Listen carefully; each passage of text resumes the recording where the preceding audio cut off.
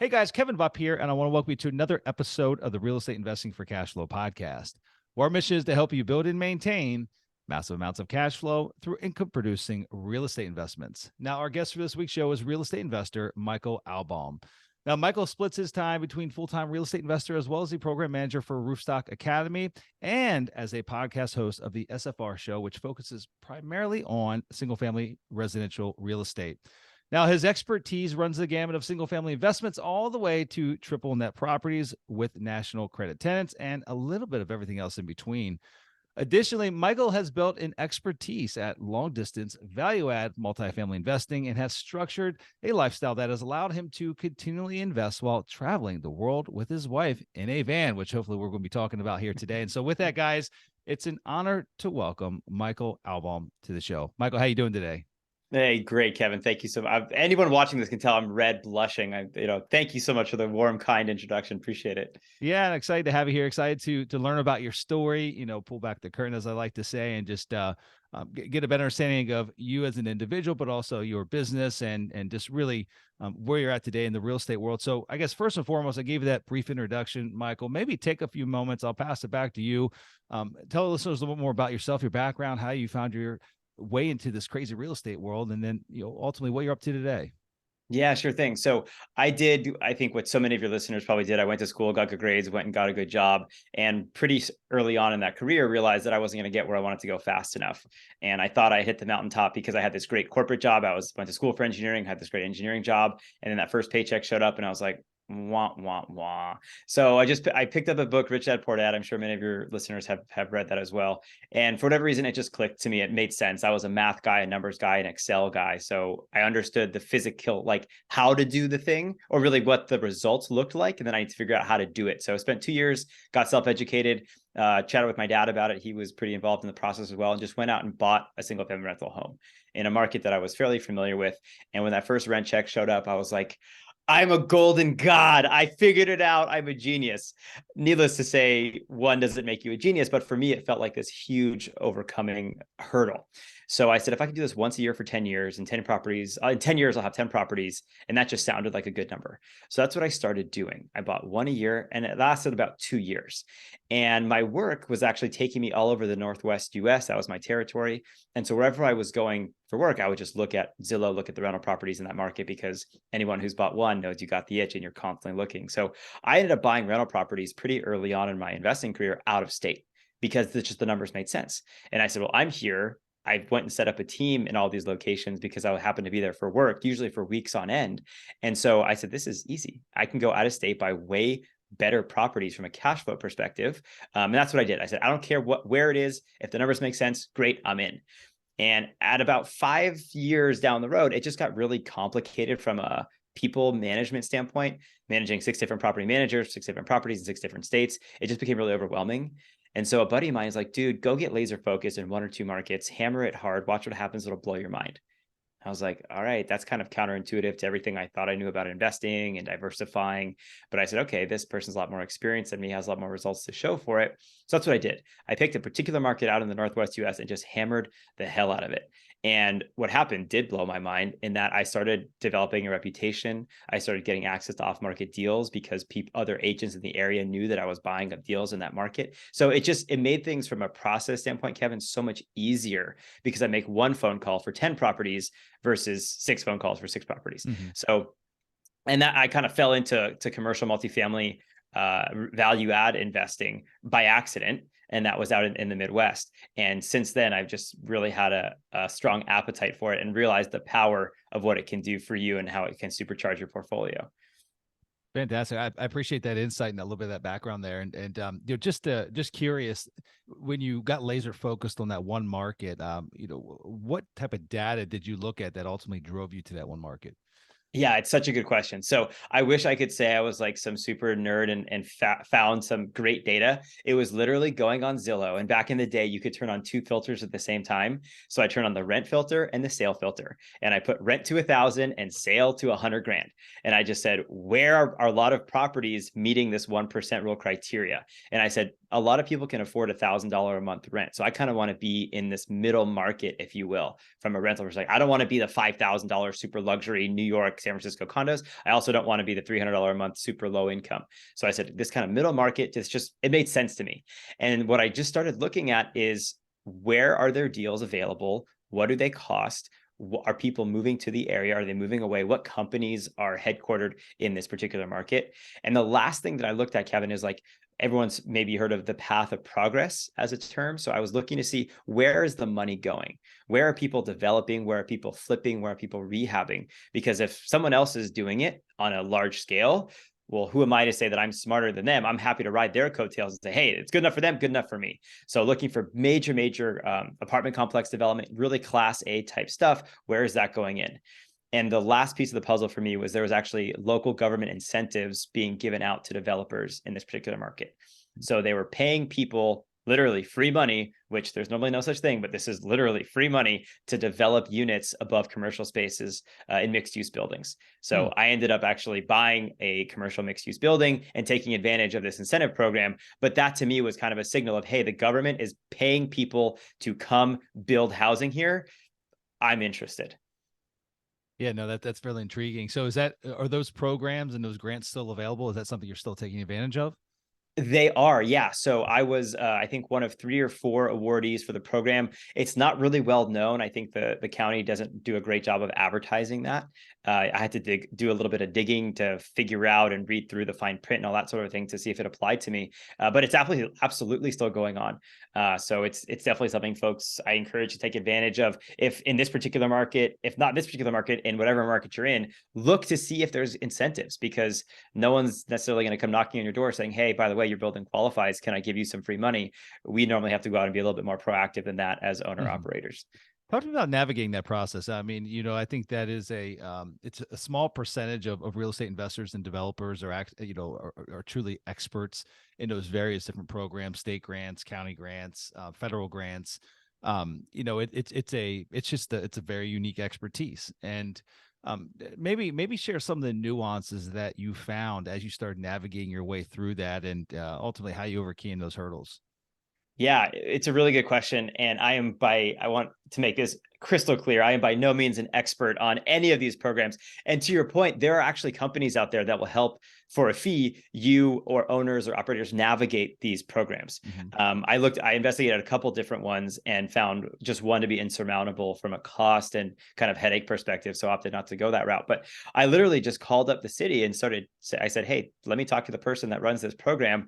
Tell me about it. Tell me everything you know about it. This is kind of what I'm thinking about doing with this particular property. How does your program apply or not apply? And something that I did is I basically was the project manager of this massive redevelopment project that I took on. Would never do that again. I would definitely hire a project manager. But tying all the pieces together was really overwhelming, not going to lie, because there are a lot of moving parts, and there are little things, little nuances to each and every program that you need to be aware of, and how line A in the contract affects 7 things down the road that I could never have forecasted. Was kind of a rude awakening. So figuring out how to pick up the pieces after the fact. But it's just not being afraid to get on the phone, ask questions, and look silly. I think is my biggest takeaway for this. And like, don't pretend you know everything, because you don't. So be humble, be willing to ask questions and to learn. So was there at any point, did you engage any of these outside third-party vendors that can assist you through the process, or was it more, you fought through it on your own? Yeah, I did. So the first person that I engaged with was an architect. So I needed plans drawn up to qualify. So that was already kind of outside the scope of what I was used to doing in terms of value add. So went and got an architect. I told him about the other stuff I was doing. He goes, oh, actually, I know someone that you might be interested in talking to. Engaged with their firm for a fee. Got a couple months down the road with them and just realized, you know what, it's too costly. It's too big of a headache. Some of the things that they needed from a picture perspective, like they needed original pictures. So I grabbed the listing photos and like, oh, we need pictures of everything. I'm like, well, that's no longer existing now. It's since been rehabbed or destroyed. So it's just forget about it. So a little bit of both, Okay. Got it. No, fair enough. And it just, again, out of curiosity, first and foremost, to add some geographical context to this conversation, I believe you're based out of Southern California, correct? Yeah, I'm actually up north outside San Francisco. Okay, got it. So northern Cali, and but ultimately we're talking about investing in the Midwest. Based on those Zillow, I guess I don't use Zillow that often, but I'm assuming you can't use two filters at once anymore. Maybe you could back Right. then. That helped you hone in on the market that you landed in. Can you share that market where you spend most of your time today, or at least the geographic region where you spend most of your time? Oh, Kevin, you're asking for the secret sauce, man. I love Yeah, it. well, I love it. No holds bar. Yeah, totally.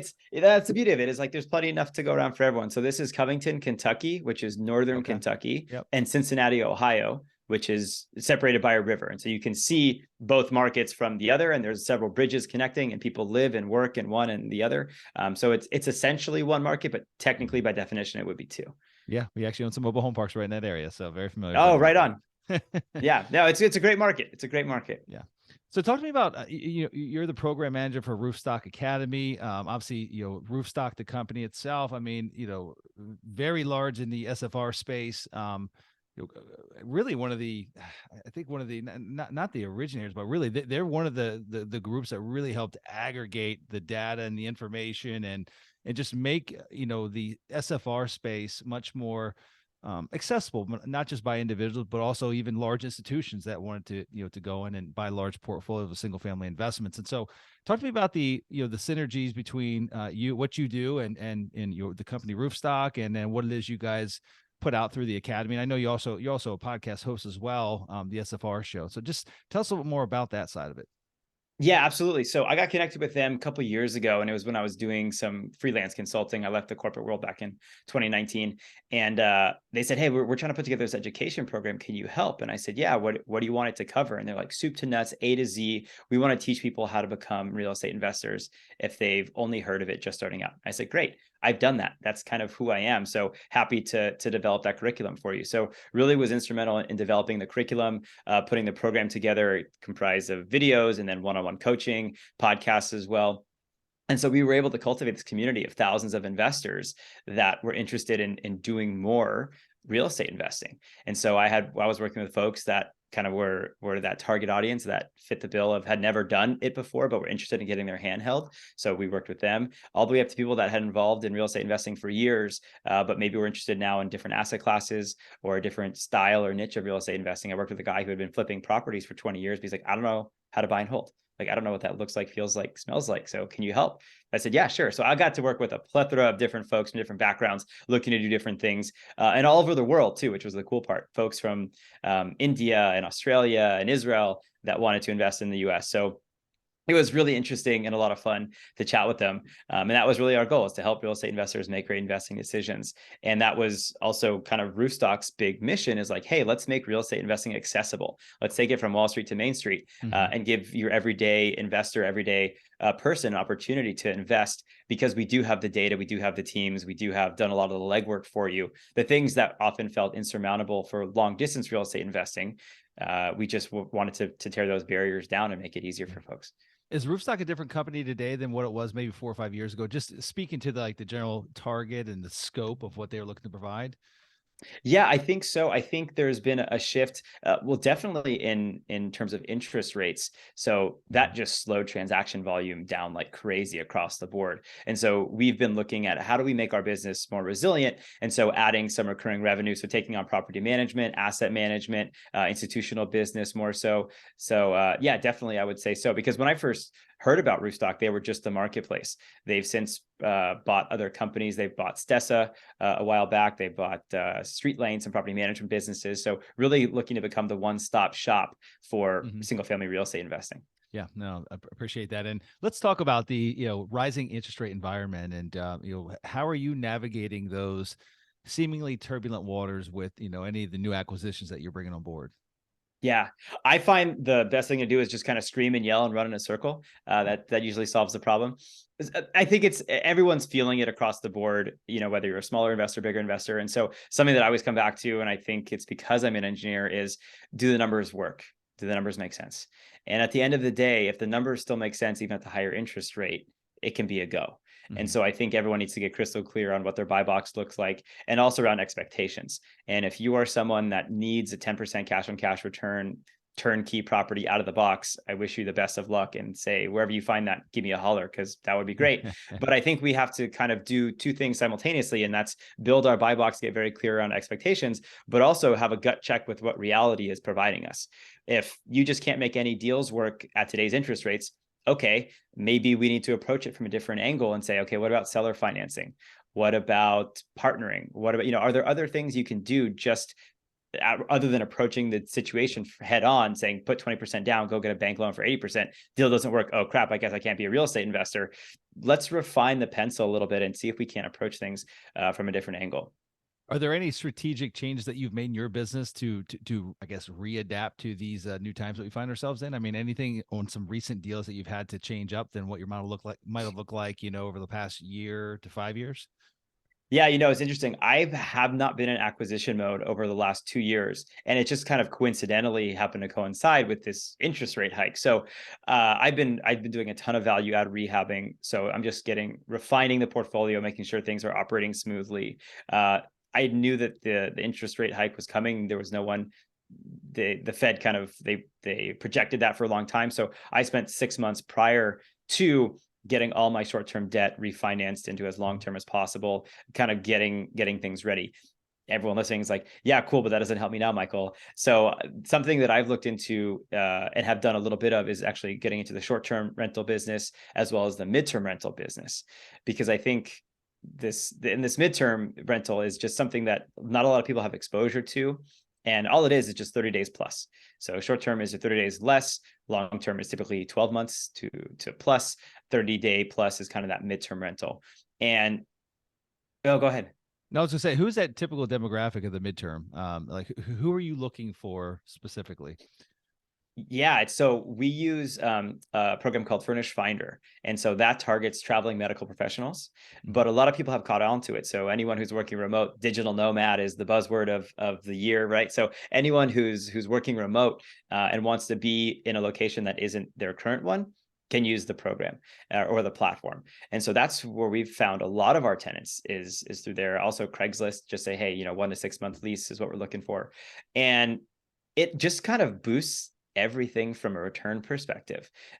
We're not dealing with the traditional short-term operating expenses that can often crush you.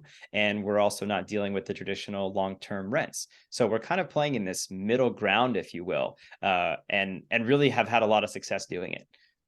What type of premiums, are you finding between the midterm and then the long term? Long term, let's say you're getting $1,000 a month. What might you expect as far as a income premium on that midterm rental? And that's Anywhere assuming from that in the midterms, just not to interrupt you, the midterms, are they typically furnished? You mentioned that website. Are you normally having to furnish them, given that you're targeting traveling medical professionals? Yes. Okay. And so I would say to anyone listening, put yourself in the shoes of someone that says, hey, I'm going to go on sabbatical for 2 months. What is it that you'd be looking for? Mm-hmm. And one of those things, probably utilities included, furnished with everything that you would like to see at home. Really above and beyond what you would find at a Airbnb with a kitchenette. Like this is going to be someone's home for a month plus. So yes, we're furnishing them. Yes, we're doing a lot of high-end fixtures, finishes, that sort of a thing, to really garner that premium. And so it really depends on the market. But I would say on average, you're looking at anywhere from 25 to 100% premium on what you would expect on a long-term rental. So on that $1,000 a month, I could easily expect $1,250 to $2,000 a month. And again, we're including utilities in that. And so there might be a utility add-on as well. And have you found consistency in that model? Like it's just saying, hey, like maybe I originally bought this investment as a long-term rental, but I'm kind of liking this midterm game.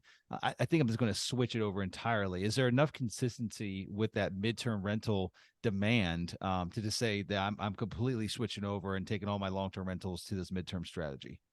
Yeah, it's a really good question. So it's so market specific, but I would say anyone near any kind of major hospital or medical center should expect that. And the cool thing is there's like the Zillow equivalent, if you will, for rentals. Anyone can go on Furnish Finder and look at their city or any market they're interested in and see what listings are available.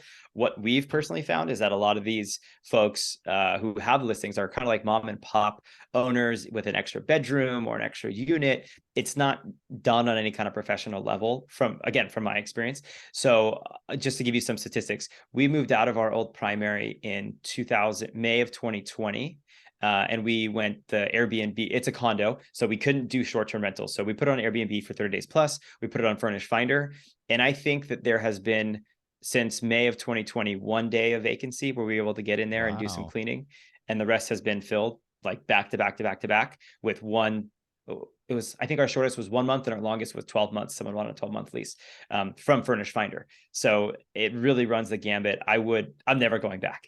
I'll put it that way. So did most of those bookings come through that Furnish Finder versus Airbnb? Because I know an Airbnb, Yeah. or maybe, I don't know, can you book on Airbnb for 30 days plus, or no? Are there limitations? Yeah, you can. Okay.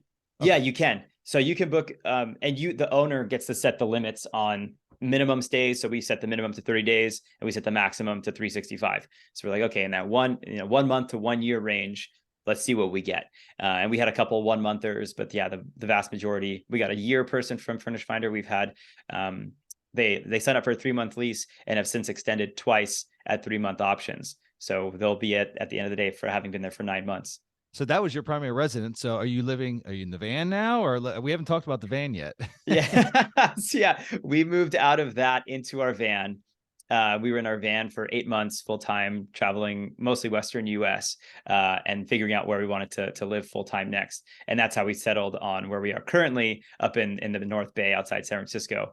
We were actually in our van in Arizona at a family Thanksgiving when our agent called us. She's like, I found the perfect house. We put an offer in sight unseen because that's what we're used to doing anyhow, being remote investors, my wife and I. And so we jammed from Arizona. I think we drove in a day and a half up to San Francisco. It was like 17 hours, something stupid. Saw the house, loved it, and then ended up buying it. And the reason we bought it was because it's a duplex. So we're house hacking, right out the extra unit upstairs. Okay, fantastic. Now tell me about those 8 months in the van. I mean, actually trying to juggle, being a full-time investor, running the show at Roofstock Academy. I mean, just managing the typical day-to-day in a fairly confined space. How does that work? Yeah, it's really funny. My wife and I joke that it's like living in a pressure cooker. Everything comes to the surface fairly quickly. If, you're having a bad day, your partner knows. If you're having a good day, your partner knows. Trying to live, eat, use the bathroom, cook, all within a 10 square foot radius and sleep, it can be challenging. And it's funny, there's a lot of social media that glamorizes van life and look how amazing it is. And we saw this one video of someone's like making their coffee, waking up, opening their sliding door to a Home Depot parking lot. We're like, yeah, that's it. Like we slept in tons of Home Depot and Walmart parking lots. That's very real. So I think it's just all about mindset and realizing what it is you truly need and what it is what's a must have versus a need to have versus a nice to have. And so we made it work. And we said, you know what, this is worth it because we're saving money.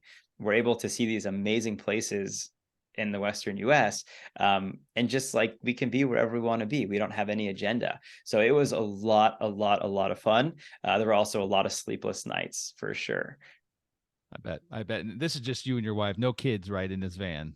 No kid. We had our dog with us. We have a 60-pound Labradoodle who was with us. That takes up some space. Yeah, 60 pound. Totally. That's the size of a 4-year-old, 5-year-old.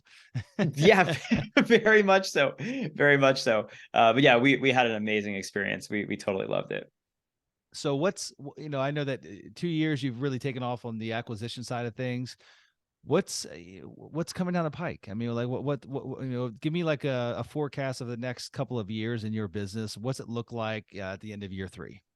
Totally. So we want to bring some of the foreign stuff, the foreign meaning just not California. We do invest internationally, by the way, too, but we're leaving that as is, bringing some of the things closer to home. So because we love this midterm rental model so much, we remote manage our property in the Central Coast in California, which is about 4 hours away. We self-manage everything. We're doing the midterm thing. We're like this is easy. Like we can totally do this. So we want to do more of that locally here in the Bay Area. And so it's just a matter of figuring out, okay, how do we get the numbers to work? Because the acquisition prices are still through the roof here. Prices really have not come down like they have in some other parts of the country. So figuring out how do we do that? What does that look like? Just because we want to have a midterm rental business here locally. Okay. Now, I want to talk about the midterm rental strategy more as it relates to underwriting new opportunities. Are you guys underwriting these as kind of a worst case scenario that they have to be long-term rentals? Because obviously you're getting anywhere from a 25% to 100% premium on that midterm rental model. But again, I think that there's some risk associated with not just the midterm rental model, but even short-term rentals. I think what we saw with short-term rentals over the last couple of years, especially during COVID, there was just an absolute boom. And there's certain markets that are oversaturated, and rates have gone down. In addition to that, again, different model, but we also saw some changes in people's strategy around maybe staycations that were staying local to them during COVID, and then now they're traveling the world again, right? And so, again, some of the boost that the short-term rental saw, they're no longer seeing it, right? Their bookings have gone down. Is there, given that this midterm rental model is now, it's on the radar. A lot of folks know about it. You got the, furnishedlistings.com. You got that platform. It's readily accessible to other folks like you and me. Is there a risk related to oversaturation? And then again, back to the original question of how are you underwriting these new acquisitions? Yeah, it's two really good questions, Kevin. I think anyone who doesn't underwrite to worst case scenario is fooling themselves or their investors. So I come from the insurance world. That's absolutely something I do. That, by the way, is what I was doing on my short-term rentals as well. I was underwriting to long-term rental rates because I'm like, you know what? If this market turns upside down or some regulation changed, because we've seen that happen in other markets, what am I going to be left holding? Mm-hmm. And so absolutely. From a risk perspective, oversaturation, yes, it is possible. I could see that happening, but from where I'm sitting in this particular market, it hasn't happened, and I don't see it getting absorbed any quicker. Like I don't see many new adopters, I would say, because everybody is still on the short-term rental hype. And the other thing is that the management play of it, people can hand off the short-term management to property managers. Same thing with long-term. This midterm is just kind of awkward enough that I'm not sure a lot of managers would want to take it on. And people might not want to self-manage if they're looking for a passive investment. And so the long-term and short-term very much fit the mold of a more passive investment. Midterm, again, I think it's just awkward enough. And the other piece too is that there's, I think, in my opinion, we'll see. We'll turn the clock back in 5 years and see if I was right. But unless traveling medical professionals go away as a profession, I think the demand is going to be high enough. Got it. And what is driving that demand? I mean, if you dug into the numbers and to really find out the core of what's driving the demand for these traveling professionals. Yeah, so I mean, the pay that they make is astronomical. It's wild. They're making really great money wherever they are, and they're there for usually 1 to 6 months. And again, I think the demand piece is really being driven by the fact that there just aren't many of these midterm rentals. Maybe who knows, after this podcast comes out, they're going to be exploding, and I'm not going to be receiving as many phone calls and emails for demand. But I genuinely think that there are just not enough people that know how to do this, or that don't want to do this, or don't care to know how to do this, because it's a little bit different. Yeah, no, that's great. That's exciting. And it's furnishedfinder.com, correct? That's the website that you're referencing. Yeah, that's it. Is that the primary platform? I'm sure there's probably others, but is that the primary one? Yeah, that's the primary one. I reach out to a couple corporate housing providers as well that work with like insurance companies and corporations for corporate housing. So I'm on their list as well. That happened like 6 months ago. Nothing has really come of it. I've gotten a couple of phone calls for, hey, we need a house for this time frame. And I was like, oh, it's already leased. Sorry. But there are, Craigslist is another good one. Facebook Marketplace is another good one. Mm-hmm. But the traveling medical professional community, I would say overwhelmingly is on Furnish Finder. And have you found, again, just I'm thinking of some other questions that go in line with this midterm rental strategy. Those that are listening hopefully have these same questions, similar questions. I guess another thing that comes to mind is like, is this what size units are typically in the highest demand? Are these studios because it's just individuals that are traveling? They don't really need more room than that of a studio or a one bedroom.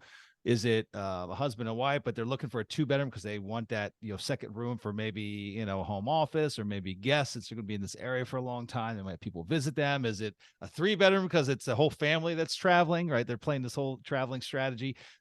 Have you found that one type of unit works a lot better than others? Because in part of our conversation earlier, you mentioned that some people literally just furnish one room in their house. So it's like a one bedroom and they got access to a bathroom, and that might work as well for some of these traveling professionals. And so again, back to the original question is, have you found a floor plan that is more desirable than others, given your experience or limited experience in this midterm strategy? Yeah, no, is the short answer. Okay. I have not. So we have a one bedroom, we have a two bedroom, we also have a three bedroom. The one and two is occupied pretty much full time. The three bedroom is our personal unit, so we don't really advertise that much. Occasionally, if we go out of town for a month or two, we'll advertise it. But I would say, again, based off my limited experience, that 1 to 2 bedroom is probably going to be the sweet spot. But I would say that shouldn't preclude anyone from, if they have a bigger house, a bigger unit, thinking about renting it by the room, because that's another way to approach it is, hey, you've got this 4 bedroom house. It might not be a great fit for traveling medical professionals, but maybe by the room it is. And so you just kind of break it up and chunk it out that way. Mm-hmm. Yeah, no, absolutely. That makes sense. Well, Michael, it's been a lot of fun having you here. I appreciate you coming on the show. For those that want to learn more about you and the different things that you have going on, where's the best place to track you down?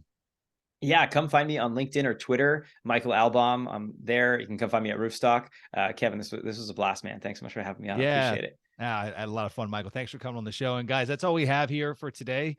So until we meet again next week, this is your host, Kevin Bupp, wishing you huge success. Take care now.